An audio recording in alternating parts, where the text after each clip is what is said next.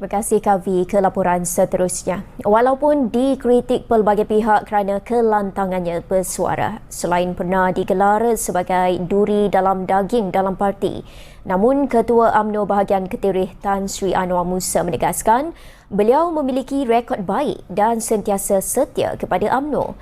Tan Sri Anwar juga mengakui meskipun memegang jawatan itu selama 34 tahun dan lebih 40 tahun menjadi ahli parti dengan nombor keahlian 124, beliau ada pendapat berbeza dengan pimpinan parti dan pandangan tersendiri dalam beberapa perkara tertentu sejak dulu lagi.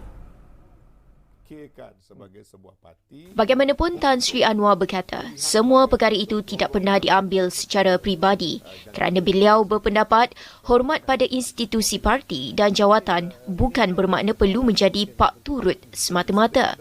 Malah ketika berusia 27 tahun, beliau juga pernah menyuarakan teguran kepada bekas Perdana Menteri Tun Dr. Mahathir Mohamad, namun tetap dipilih menjadi ahli Kabinet Dr. Mahathir tanpa membodek dan meminta-minta jawatan. Saya tegur Presiden waktu itu dalam soal pertandingan Teguh Razali dengan Musa Hitam kerana dia take side. Saya tegur. Maka saya duri dalam daging kepada pentadbiran Mahathir pada masa itu. Waktu 2M Mahathir Musa. Tapi akhirnya Mahathir ambil saya jadi anggota kabinet dia. Waktu Anwar Ibrahim jadi orang kuat. Orang kata saya tak menyokong Anwar Ibrahim. Saya bukan tak menyokong soal peribadi. Ada perkara yang saya tak setuju dengan Anwar Ibrahim, saya bercakap. Itu saja beza. Beliau berkata demikian ketika ditemu bual dalam program Ruang Bicara dihoskan Syekawi Jirim bertajuk UMNO, Masa Hadapan yang Lebih Baik, terbitan Bernama TV pada Jumaat.